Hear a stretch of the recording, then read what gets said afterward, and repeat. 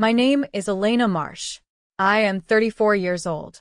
On a Tuesday afternoon, in March, I sat in the second row of the Providence City Council chamber with a red-flagged structural review file in my lap and my grandfather's slide rule in my coat pocket. My stepfather, in the third row, was wearing the navy suit he saved for occasions. He had driven 90 miles from Cranston and told my mother on the phone that morning that this was going to be the best day of his career. He had not seen me yet. He would, in approximately 11 minutes. But before I go any further, welcome to Velvet Revenge. This channel is for women like you who were told to be realistic, who were handed smaller dreams, not because they were smaller people, but because someone in their life was too afraid of the size of what they might become. If someone once handed you a ceiling and called it a sky, this story is for you. Drop a comment below, subscribe, and let's get into this together. I need to back up, because this story does not begin in a council chamber. It begins in a garage, in Cranston, Rhode Island, when I was 9 years old, watching my grandfather read a blueprint, the way other men read newspapers, line by line, quietly. Like the paper already knew what it wanted to be, and he was simply the first one patient enough to listen. My grandfather's name was Franklin David Marsh. He was a civil engineer for 39 years. He built 3 bridges, 11 overpasses, and 1 pedestrian walkway along the harbor in downtown Providence that still carries foot traffic every day. I know this because I have walked it more times than I can count, just to feel the thing he made under my feet, just to remember that something he built is still holding people up. He kept his slide rule on the desk in his garage workshop, a Koffel and Esser, 12 inches of ivory and brass, worn smooth on the edges from 40 years of daily use. He had purchased it in 1961 with his first engineering paycheck. He never replaced it with a calculator. He said calculators didn't teach you to think, they taught you to press buttons and believe the answer.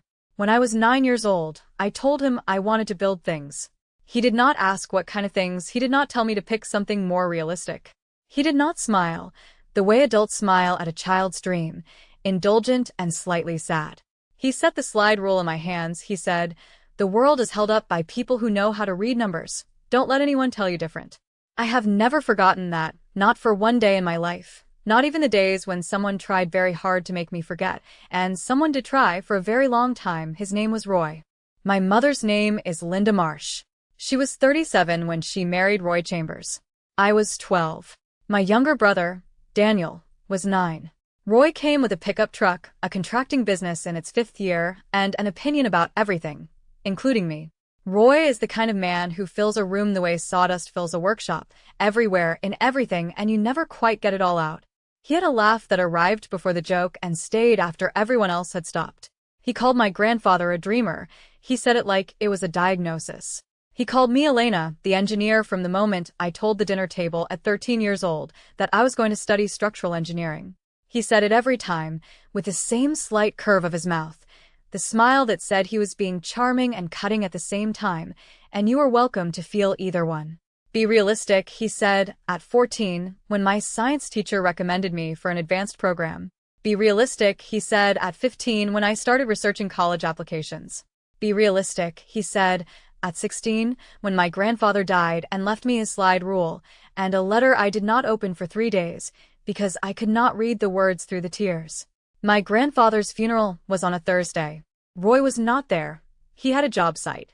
My mother, Linda Marsh, explained this to me while ironing his work shirts. I said nothing. I just looked at the slide rule on my grandfather's desk and thought about what the world is held up by and what it is not. My grandfather's letter was 2 pages. I read it in his garage. On the 3rd day, sitting in his chair, at his desk, with a cup of tea I had made, because I did not know what else to do with my hands.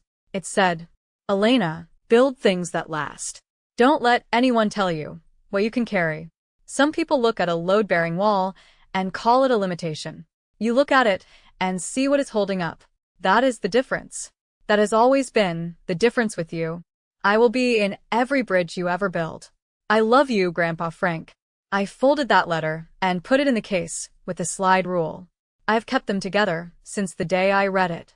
I carried them to college, I carried them to every job site, and I carried them to every exam. I left for college at 18 at the University of Rhode Island, where I studied civil and structural engineering on a full merit scholarship. I paid for everything else with 2 part-time jobs and a campus housing grant, which I had applied for in secret the previous spring. At the going-away dinner my mother made, Roy said, "Let's see how long the realistic part takes to kick in." I said nothing. I hugged my mother. I hugged Daniel. I picked up my bag and drove away in the 2003 Honda Civic, which I had bought myself, with 16 months of saved wages. I did not look back, not once, not at the house, not at Roy standing on the porch, with his hands in his pockets, not at any of it. I had somewhere to be, and I always had somewhere to be. I want to tell you about the 8 years. Because the 8 years matter. More than the 11 minutes in that council chamber. The chamber was only possible because of the 8 years. I graduated with honors. I joined Hartley and Associates, a structural engineering firm in Providence, at 22. Entry level. Coffee runs and red line reviews and site visits in hard hats to buildings that were not mine yet. By 25, I had my professional engineer license. I had taken the exam in 2 parts and passed both on the first attempt. My supervisor was a woman named Margaret Voss. She had been the only female structural engineer in Providence for 15 years before I arrived. She watched me pass those exams and said, "That's good. Now, the work begins." She meant it. She was the most encouraging person I had ever met, outside my grandfather. She meant the actual work, the kind of work that holds buildings up, that keeps people alive, that requires you to be right 100% of the time, because the alternative is not a correction, it is a catastrophe. By 28, I was reviewing complex commercial plans for the city's building department on contract. The city outsources certain technical reviews to qualified engineers when project complexity exceeds the internal team's capacity. I reviewed load calculations, foundation specifications, material grades, and connection details. I did this work with the same attention I had used at 9 years old, reading my grandfather's blueprints, line by line, quietly. Because the paper knows what it wants to be. My job was to find the places where someone had stopped listening to it. By 32, I was lead structural reviewer for commercial contracts in Providence County. I had reviewed 214 projects. I had flagged 17. Of those 17, 9 required significant redesign. 2 required complete restarts. I am not careless with flags. I do not flag things for minor reasons.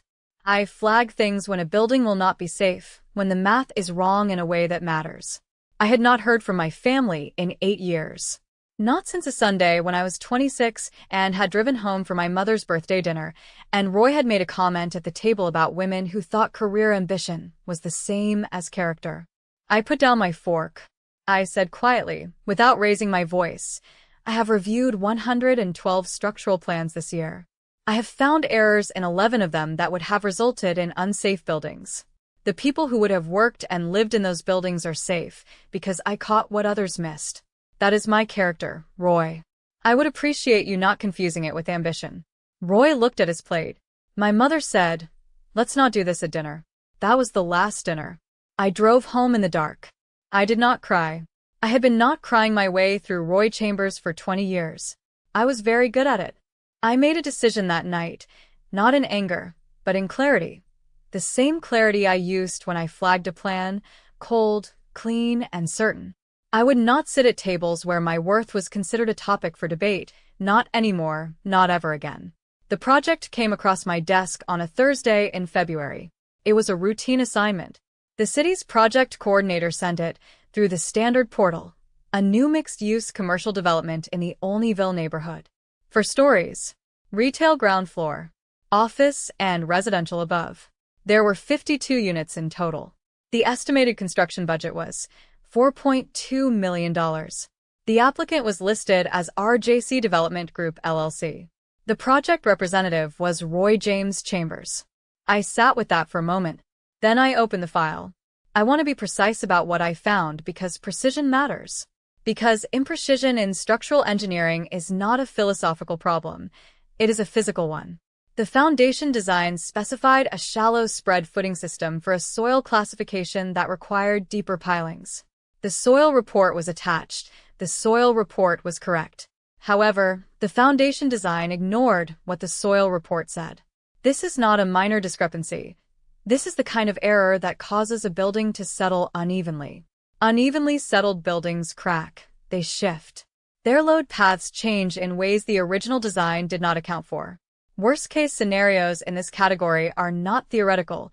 They are in the engineering literature. They have photographs. They have addresses. I found 3 additional issues. The lateral bracing system had gaps at the third-floor transition that did not meet current code for mixed occupancy. The connection specifications for the steel moment frames used a bolt grade that had been superseded by revised standards in 2019.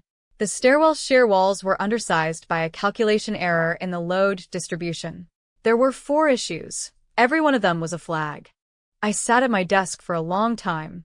I want to be honest about what I thought.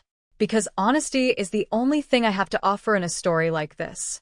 I thought about what it would mean to pass the file. I thought about Roy in that navy suit. I thought about my mother explaining his absence at my grandfather's funeral while ironing his work shirts. I thought about, be realistic, be realistic, be realistic. And then I stopped thinking about Roy. Because the people who were going to live in that building were not Roy. They were going to be a young couple signing their first lease, a business owner opening a shop on the ground floor, someone's elderly mother on the 3rd floor, someone's child. Real people with real weight, standing on a foundation that someone had specified wrong. I flagged the file. All 4 issues, with full technical documentation, with cited code references, with specific corrective action required for each deficiency. I submitted it to the building department at 4:47 p.m. on a Thursday in February. I want to stop here. Because I know what some of you are thinking. You think I flagged it because of Roy. I want you to understand something about structural engineering. When you flag a plan, you are not making a statement about the person who drew it. You are making a statement about the people who will live inside it. The building does not care who signed the plans. The foundation does not negotiate. The load does not adjust based on personal history. Either the math holds, or it doesn't. If you have ever been asked to compromise something true because of who was on the other side, stay with me. Drop a comment below, tell me if you know that moment. Subscribe and let's finish this together. The city sent the correction notice to our JC Development Group on Monday. Roy called the building department on Tuesday. I know this because the project coordinator told me, not as gossip, but as professional procedure. He had received an aggressive call. The caller had used the words political and personal agenda, and someone clearly has it out for me. He asked who had reviewed the plans. The coordinator told him the reviewer's name was not disclosed during the correction process. Roy called back the following Thursday. He had retained a second engineer, a private consultant who he claimed had reviewed the plans and found them acceptable. The coordinator forwarded this to me with a note that said, "Second opinion attached. Please advise." I read the second opinion in 14 minutes. The second engineer had not reviewed the soil report. He had referenced a standard soil classification table that did not match the site-specific report attached to the file. He had reviewed the lateral bracing at the wrong floor level. He had not addressed the bolt grade issue at all. It was not a second opinion. It was a document that looked like a second opinion. I wrote a 5-page technical response, point by point, with the specific section of the soil report Roy's consultant had not reviewed. I included the code table from 2019 that superseded the bolt grade Roy's consultant had used, as well as the calculations showing exactly how the error in the stairwell load distribution had been made, and exactly what the correct figure was. I submitted it with 1 line. Corrections required as originally flagged. This project cannot proceed to permit as submitted. I sent it at 9:14 a.m. on a Friday morning. Then I made coffee. Then I went back to work on a completely different file. Because the work does not stop. It never stops. You simply hold all of it at the same time. Roy called the building department director. I know this because the director called me. Her name was Patricia Crane. She had been in the role for 11 years. She said, "Elena, I have Roy Chambers on my phone 3 times this week. He is claiming the review is politically motivated. He is asking about the reviewer. I need to know if there is any conflict of interest I should be aware of." I said, "He is my stepfather." Silence. She said, "That could be a problem." I said, "The foundation is specified wrong for the soil type documented in the site report. This is in the file. This is documented. The building will have a settling problem if this is not corrected. That is also in the file. She was quiet for a moment. Then she said, "Can you document that the review was conducted without knowledge of the applicant's identity?" I said, "The review was conducted without knowledge of the applicant. The applicant's identity is in the file header. My standard review process is to log my technical findings before I open the file header. My process log is timestamped. The flag was submitted before I had reached the applicant information in my standard review sequence." She said, "I'll need that log." I said, "I'll send it within the hour." I sent it in 42 minutes. Patricia Crane reviewed everything. She sent me a message the following Tuesday. It said, "The review stands. The corrections are required. The project will not advance to permit without compliant plans." She also said, "Roy Chambers has requested a hearing before the full city council to contest the technical decision. This is his right. Every applicant has this right. The hearing is scheduled for a Tuesday in March at 2 p.m. I read it twice. Then I sent one line back. "I'd like to present the technical findings in person." She replied in 8 minutes, confirmed. "I want to tell you about the night before the hearing." I sat at my kitchen table with the 5-page technical response spread out in front of me. The slide rule was beside it. I had a cup of tea that I let go cold. I was not nervous. I want to be very honest about that. I was not nervous because I was not there to win an argument. I was not going to the chamber to settle anything that was personal. I was going to present documented facts to people who had the authority to act on them. That is not a nerve-wracking situation. That is simply a Tuesday. I thought about Margaret Voss, who had been the only woman in every room she walked into for 15 years before she decided to stop waiting for the room to change and became the room herself. I thought about the 47 people who had already signed letters of intent to lease units in Roy's building, the couple on the 3rd floor, the small business owner on the ground, someone's parent, someone's child, real people, standing on a foundation that needed to be right before any of them ever walked through the door. I picked up the slide rule. I turned it over once. I thought about my grandfather standing in his garage at 6 a.m. on a Sunday, reading a blueprint before anyone else was awake, building things that held, building things that lasted. I put the slide rule in my coat pocket. I went to bed. I was up at 5:30. I ironed my blouse. I made myself breakfast. I drove to Providence in the slow lane. The river was silver through the bridge railing as I crossed. I thought about the pedestrian walkway, the one my grandfather built, still holding, still carrying people every single day. I parked on Dorrance Street. I walked to the chamber. I was early. I am always early. The Providence City Council chamber is a room that takes itself seriously. High ceilings, dark wood paneling, and rows of gallery seating that face a curved council table where 7 members sit behind nameplates and microphones create an atmosphere of formality. A podium at the center is available for presenters. I arrived at 1:30, 30 minutes before the hearing, and found my seat in the 2nd row of the gallery. I placed the file in my lap, and I put my hand in my coat pocket and felt the slide rule. The room filled slowly. City staff, a reporter from the Providence Journal with a notepad, Roy's contractor colleagues, 2 of them, who sat in the row behind me and talked about a job site in Warwick. At 1:52, my mother walked in. She was wearing the blue coat she bought the year I left for college. She looked smaller than I remembered. She did not see me. She sat 3 rows back on the right side, folded her hands in her lap, and looked at the council table. She had come to watch her husband get his permit approved. At 1:56, Roy walked in, wearing a navy suit, the one he wore to occasions. He was with Derek Sloan, a contractor I recognized from county filing records. He was already talking, already filling the room the way he always had, with the same laugh, the same presence. He took a seat in the 3rd row center, with a folder on his knee. He had not seen me yet. The room settled, and the council chair called the hearing to order. She announced the case, a contested structural review for a commercial development at 1147 Olneyville Square. She asked if the city reviewer was present to speak. I stood up, and I said, "Present." And I watched Roy Chambers turn around in his seat. The thing about a room going quiet is that it does not happen all at once. It moves like a wave that starts at one point and carries outward. It started with Roy. His face did something I had never seen it do in 22 years of knowing him. It simply stopped, not in fear, not yet, in pure, unprocessed disbelief. Like a calculator that had been handed a number it did not know how to compute. The council chair looked between us. She asked if there was a conflict of interest that needed to be disclosed. I said, "The applicant is my stepfather." The review was conducted without knowledge of the applicant. The director of the building department has reviewed my process log, confirmed the timestamp sequence of the review, and determined no conflict exists in the technical findings. I have the director's written determination here, if the council requires it. The chair asked for the document. I provided it. She read it, and she said, "You may proceed." I walked to the podium.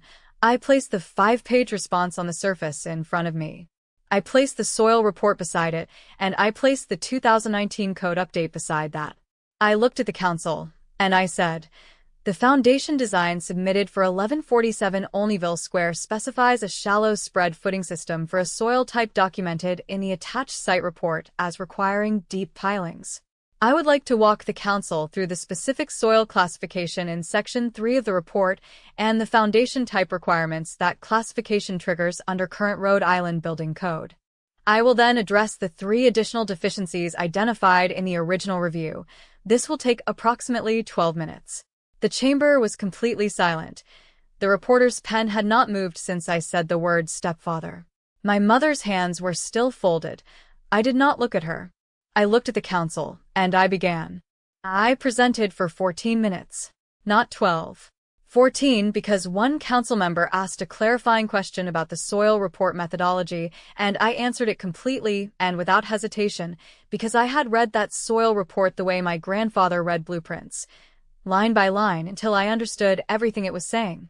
When I finished, the council chair thanked me and asked Roy to come to the podium. He walked to the podium. He was steady. I will give him that. He stood at the podium, where I had stood 30 seconds earlier, and he spoke about the project, about the jobs it would create, and about the neighborhood, about his 30 years in construction. He did not address the soil report. He did not address the bulk grade. He referenced his second engineer's opinion. One council member asked him to respond to the specific soil classification issue I had raised. Roy said the site conditions were well understood, and the foundation type was appropriate for the project. The council member said, "The site report classifies the soil as Group C expansive. Can you tell me what foundation system is required by the state code for Group C expansive soil in a 4-story, mixed-use structure?" Roy looked at his folder, then he looked at Derek Sloan in the gallery, and he looked at his folder again. He said, "I would defer to my engineer of record on the specific code reference." The council member wrote something down. She did not ask a follow-up question. She did not need to. Like they always say, the person who built their whole life on dismissing your intelligence always assumes you are the one who will not know the answer. They never once consider that they might be the one. The council deliberated for 9 minutes. I counted. I sat in my second-row seat with the slide rule in my pocket, and I counted the minutes the way I had counted things my whole life, carefully, without rushing the total. The chair announced the council's decision. The appeal was denied. The corrections identified in the original review were confirmed as required. The project could not proceed to permit without revised plans, certified by a licensed engineer of record and resubmitted for review. She thanked everyone for their time. She moved to the next item on the agenda. Roy stood up. He looked at me. For a long moment, he just looked, not with the curve of his mouth, not with the sawdust laugh, just with his face, which had nothing on it that I had a name for. Then he picked up his folder, and he walked out. Derek Sloan followed him. Their footsteps were the only sound in the gallery for 3 full seconds. My mother did not move for a long time. I was gathering my documents at my seat when I heard her. She said my name, quietly, Elena. I looked up. She was standing 2 rows away from me. Her hands were not folded anymore. They were at her sides. She looked like a woman who had just watched something she had been half expecting for 20 years finally arrive. She said, "I didn't know you were the reviewer." I said, "I know." She said, The plans were wrong. I said, yes. She looked at her hands. She said, he told me it was political. I said, the soil report is in the file. Anyone can request it from the county records office. It's public record. She looked up at me. For a moment, she was just my mother, not the woman who ironed his shirts, not the woman who said, let's not do this at dinner, just my mother, who had driven 90 miles to watch her husband's best day and had instead watched her daughter do her job. She called me that Sunday. She called at 8 a.m. I was already awake. I am always already awake. She said, can I ask you something? I said yes. She said, when did you know? When did you know you were going to be good at this? I thought about the garage, the blueprint, the 9-year-old with the slide rule in her hands. I thought about my grandfather's voice. The world is held up by people who know how to read numbers. I said, I always knew. I just needed someone to hand me the tool. She was quiet for a moment. Then she said, I should have done that. I should have been the one to hand it to you. I let that sit. I did not rush it. I did not minimize it. I did not say it's fine, because it was not fine. And she knew it was not fine. And the knowing was the beginning of something. Not everything, not yet, but something. The project at 1147 Olneyville Square was resubmitted 6 weeks later, with a new engineer of record, with a corrected foundation system, with the right bolt grade, with the shear wall calculations done correctly. I reviewed it. I approved it. Because the math was right. And that is the only criterion. That is the only criterion that has ever mattered. Roy has not called me. I have not called Roy. I think we both understand that certain foundations cannot be repaired. They can only be replaced. And sometimes the honest thing, the structural thing, is to acknowledge that and build something new on better ground. Margaret Voss retired in April. Her last day at the firm was a Friday. We had a small gathering in the conference room. Decent coffee. Someone had ordered a cake that said congratulations on it in green frosting. She stood at the head of the table and looked at the 12 of us and said, the most important thing I ever learned in 30 years of structural engineering is that a building does not care about the person who designed it. It cares about the people who will stand inside it. Do your job for the people inside. Everything else is just weather. She picked up her coffee, drank it, and went back to her desk to finish her last file. She was the last one to leave that evening. I sat in my car in the parking lot until her light went out. I have her words written in the blue notebook I keep in my desk, alongside my grandfather's letter, alongside the process log from the Olneyville Review, and alongside a photograph someone sent me 3 months later, a photograph of the pedestrian walkway along the harbor, my grandfather's walkway, the one he built in 1978. Someone had taken it at 6 a.m. on a Tuesday morning, in early spring. The light on the water was silver. A woman was walking with a stroller, a man was running with a dog, and a child was sitting on the railing, looking at the water.